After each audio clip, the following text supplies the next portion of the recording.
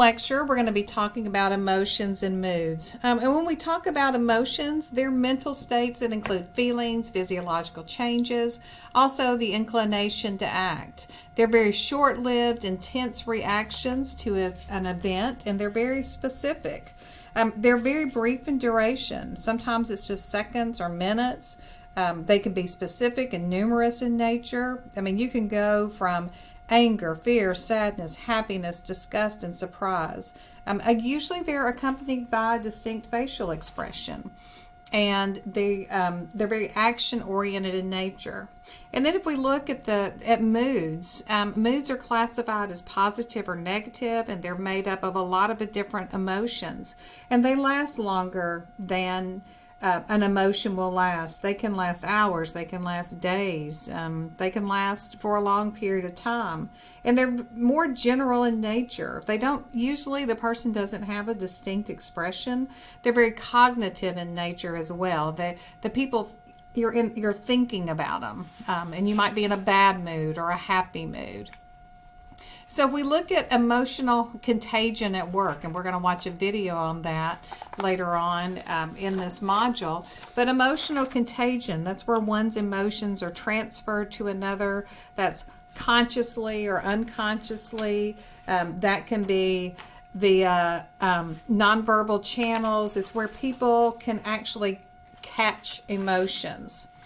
And then emotional intelligence, we'll also be exploring that in this module. And you'll do an emotional intelligence assessment, but it's the ability to recognize and manage emotions of yourself, but also being able to read others and understand what they're feeling. And then emotional labor, that's work that employees do to control their feelings and expressions of emotions in the workplace. And it's a type of emotion regulation where you try to the labor that goes into it, because you're trying to keep your emotions under control. Let's talk about sources of emotions and mood. Your personality is part of that. It really predisposes people to experience certain moods and emotions. The affect intensity affects the strength of the emotion. It's what you've been raised with, what you're predisposed to in your personality. And then the day of the week, the time of the day, more positive interactions will occur from mid-morning onwards, also later in the week. We know that the negative moods are highest on Sundays and Mondays, and they fall throughout the week.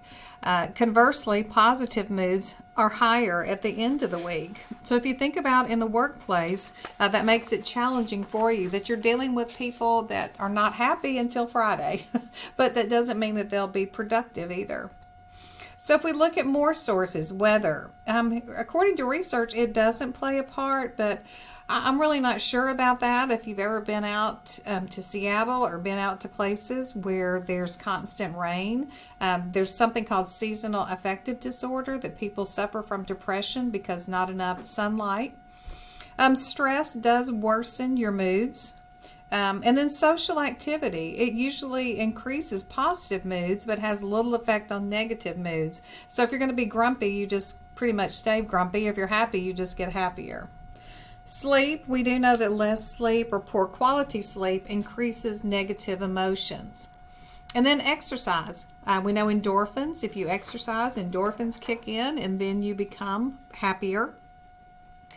Age, we know that older people experience negative emotions less frequently. And then gender, women show a greater emotional expression. They experience emotions more intensely and display more frequent expression of emotions, except for one. And that one emotion women are not able to express as well as men is anger. Men do a better job, and that's a lot of different reasons, but women have been socialized to be nurturing. So therefore, in a lot of cases, it's hard for them to express anger. Let's talk a little bit about ethical behavior, and that involves acting in a way consistent with one's personal values, commonly held values of the organization and society. So the effects of that, well-reputed firms attract more job applicants. So if it's a firm that has a good reputation, then more people will want to work for that company. We also know that illegal behavior negatively affects a firm's returns and growth for almost 5 years. So a firm or a company will bear repercussions from bad press for around 5 years. Let's look at the individual organizational model of ethical behavior. And if we look at that, we can look at individual influences. There are individual influences that play into ethical behavior. Those are value systems. In the textbook, there's good information. I'm not going to go over it all, of instrumental values and terminal values, but you can look at those in your textbook, and they're located in Chapter 4. But values are enduring beliefs that a specific mode of conduct, the end state of existence, is personally or socially preferable.